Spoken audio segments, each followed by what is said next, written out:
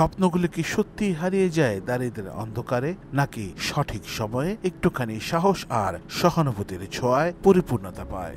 আপনি কি জানেন একটি শিক্ষাবৃত্তি কত শত স্বপ্নকে নতুন করে ডানা মেলতে শেখায়? আসসালামু আলাইকুম, আমার নাম তামিমা আক্তার। বর্তমানে পড়াশোনা করছি ঢাকা বিশ্ববিদ্যালয়ের সমাজবিজ্ঞান বিভাগে। আমাকে নানা বাধা অতিক্রম করে এখানে আসতে হয়েছে। সর্বপ্রথম আমি যে ভাতাটা পেয়েছি সেটা হচ্ছে অর্থনৈতিক একটা ভাতা ছিল। এত বড় একটা পরিবারে আমার বাবার পক্ষে খুব সহজ ছিল না আমাদের পড়াশোনা করা, আমাদের ভরণ পোষণ করা, সর্বদিক দেখা। তো তখন আমি আমার হলের গ্রুপে একটা পোস্ট দেখি বসুন্ধরা শুভ সংঘ, যেখানে তারা বৃত্তি দিচ্ছে। তো আমি সেটা দেখে আবেদন করে ফেলি। তো আবেদন করার পরে আমি সিলেক্টেড হই। আমি মার্চ মাস থেকে টাকা পাচ্ছি।